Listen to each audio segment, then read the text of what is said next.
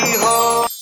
Heroine तो नमकीन हो गई थी, लेकिन हीरो मानो एक साथ आयरन, विटामिन, कैल्शियम की कमी से जूझ रहा हो। चेहरे पर थकान और चाल में सुस्ती, लेकिन उसका जोश देखकर यकीन करना मुश्किल था कि वो कुली के सेट पर हुई जानलेवा दुर्घटना के बाद हफ्तों बिस्तर पर रहने के बाद पहली बार किसी फिल्म के सेट पर आया था।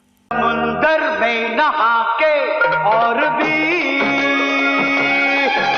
हालांकि एक कमी वो खुद महसूस कर रहा था, वो थी उसकी जानी पहचानी पसंदीदा प्लेबैक आवाज, जो इस गाने में नदारद थी, जिस पर नाच गाकर उसने न जाने कितने चार्ट बस्टर गाने और ब्लॉकबस्टर फिल्में दी थी। खई के पान बनारस वाला, वो मुकादर का सिकंदर, छूकर मेरे मन को किया तूने क्या इशारा, देखा एक ख्वाब तो ये सिलसिले हुए।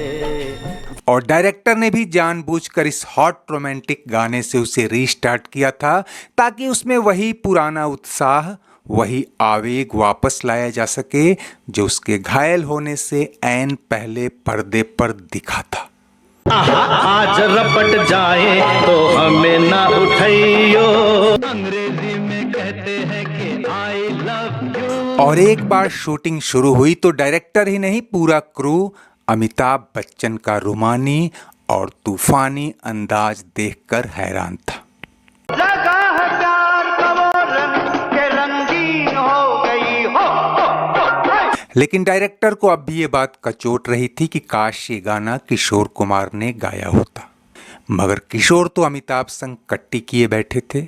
बात साल 1981-82 की है, जब किशोर कुमार के होम प्रोडक्शन में बन रही फिल्म ममता की छाव में वो अमिताभ से गेस्ट अपीयरेंस चाहते थे, लेकिन अमिताभ के इनकार के बाद वो इनसे इतना नाराज हुए कि उनके लिए गाना ही छोड़ दिया। इस दौरान पहले से साइंड इक्का दुक्का गाने तो पूरे किए, पर सभी म्यूजिक डायरेक्टर्स को बोल दिया कि अब से मैं अमिताभ बच्चन के लिए कोई गाना नहीं गाऊंगा। और ये फिल्म पुकार, जिसे रमेश बहल बना रहे थे, जो अमिताभ बच्चन और रणधीर कपूर को लेकर कस्मे वादे जैसे हिट दे चुके थे, इसी लड़ाई में फंस गई, क्योंकि रमेश बहल ने अमिताभ, किशोर और आर.डी. बर्मन की तिक्कड़ी को रिपीट करने के मकसद से ही कास्टिंग की थी। हालांकि उन्हें यकीन था कि चूंकि म्यूजिक कंपोजिशन आर.डी. बर्मन के हाथ में है, इसलिए उनके खासम खास और सबसे फेवरेट सिंगर किशोर कुमार शायद उनकी बात मानकर ये कट्टी तोड़ देंगे। और आर.डी. बर्मन भी इसी भरोसे के कायल होकर जब किशोर से मिले तो किशोर दा ने दो टूक बोल दिया, देख पंचम, तेरी फिल्म है इसलिए मैं गा दूंगा, लेकिन अमिताभ के लिए नहीं गाऊंगा। पंचम दा परेशान कि सबसे ज्यादा गाने तो अमिताभ पर ही फिल्माए जाने हैं, और 2 प्रीमियम सोलो भी आपको ध्यान में रखकर ही कंपोज किए गए हैं। किशोर ने साफ कर दिया कि ना तो ना, अमिताभ के लिए नहीं गाऊंगा। आर.डी. बर्मन किशोरदा को नाराज नहीं करना चाहते थे, क्योंकि दूसरी फिल्मों में दोनों काम कर रहे थे। ऐसे में उन्होंने डुएट गाने तो किशोरदा से ही गवाए, लेकिन अब उनकी आवाज अमिताभ बच्चन की जगह रणधीर कपूर को दे दी गई। बच के रहना रे बाबा, तुझ पे नजर है। जबकि अमिताभ के लिए कोई नया सिंगर लेने के बजाय उन्होंने जो फैसला किया वो कम रिस्की नहीं था। उन्होंने कहा किशोरदा नहीं गाते तो न गाएं, अमिताभ के लिए मैं खुद गाऊंगा। बच के रहना रे बाबा, बच के रहना रे, बच के रहना रे बाबा, तुझ दीवाना, तेरा तो मैं हूँ दीवाना, तेरा तो मैं हूँ दीवाना, तेरा तो भी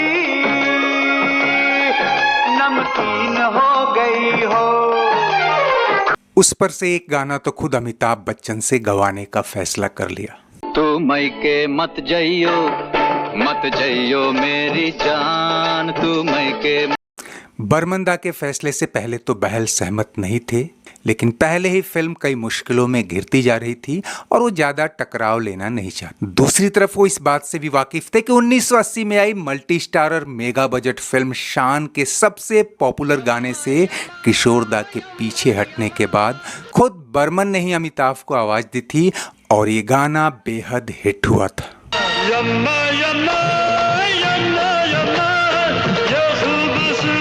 अमिताभ के लिए भी प्लेबैक सिंगिंग कोई नई बात नहीं थी। वो मिस्टर नटवरलाल में ये हुनर दिखा ही चुके थे। सिलसिला में भी उन दिनों एक गाना कल्ट क्लासिक हो चला था।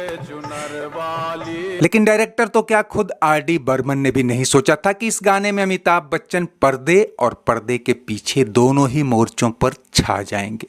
मेरी जान तू मैके मत जइयो, तू मैके मत जइयो। इस गाने में बर्मन ने अमिताभ का साथ देने के अलावा कई प्रयोग किए थे। अपने पिता एस.डी. बर्मन के इस कल्ट गाने से भी कुछ तान, कुछ लय उठाई मेरे लंबूरे और इसे कल्ट फोक सॉन्ग बनाने में कोई कोर कसर नहीं छोड़ी। तू मैके मत जइयो मेरी जान तू। और जहां तक इस गाने की बात है, आर.डी. बर्मन ने अपनी धुनों पर पहले भी रोमांटिक गाने गाए थे, लेकिन इसे जिस प्योर सोलो सॉन्ग की तरह ट्रीट करते हुए उन्होंने उठाया, उसकी उम्मीद किसी को नहीं थी। समंदर में नहा के और भी हालांकि बहुत कम लोग जानते हैं कि यह गाना भी एक एक्सीडेंटल कंपोजिशन था। फिल्म अपनी इनिशियल स्टेज में ही थी। फिल्म से जुड़े ज्यादातर लोग खंडाला में एक पार्टी कर रहे थे, जिसमें दूसरे सेलिब्रिटीज भी आए थे। वहीं जीनत अमान एक्सीडेंटली पानी में फिसलने से पूरी तरह भीग गई। हालांकि उन्हें चोट वोट नहीं आई, लेकिन गीतकार गुलशन बावरा उन्हें देखते ही उनके पास गए और कहा, समंदर में नहा के और भी नमकीन हो गई हो। ये बात वहीं खड़े आर.डी. बर्मन के कानों में गई और वो चौंक गए। वो बावरा को एक कोने में ले गए, अपना डिक्टाफोन उठाया और कहा, जरा फिर से कहना क्या कहा था अभी। और दोस्तों, वहीं इस गाने के बोल तैयार हो गए और जल्द ही इसकी एक धड़कती मचलती धुन भी। रंगीन हो गई हो, समुंदर में नहा के और हाल ही में जीनत अमान ने एक इंटरव्यू में खुलासा किया था कि अमिताभ बच्चन कुली एक्सीडेंट की रिकवरी के बाद पहली बार इस गाने के सेट पर आए थे और उनका पॉजिटिव और रोमांटिक अप्रोच सबको उनका मुरीद बना गया था। फिल्म पुकार काफी देरी से नवंबर 1983 में आई और ये दौर अमिताभ बच्चन के करियर का पहला बुरा फेज था। नास्तिक, महान और ये पुकार फ्लॉप करार दी गई। हालांकि पुकार जैसे तैसे लागत वसूल पाई और कुछ रीजन्स में सेमी हिट भी हुई, लेकिन इसके गाने जबरदस्त हिट हुए और इसके म्यूजिक ट्रैक ने न केवल आर.डी. बर्मन की धाक और जमाई, बल्कि किशोर कुमार को ये सोचने पर मजबूर किया कि अमिताभ बच्चन उनकी वजह से ही नहीं हैं और उनके बिना भी उनके गाने हिट हो सकते हैं। मैं रहूं अकेला, ये नहीं मुझे गवा, तू मैके मत जइयो।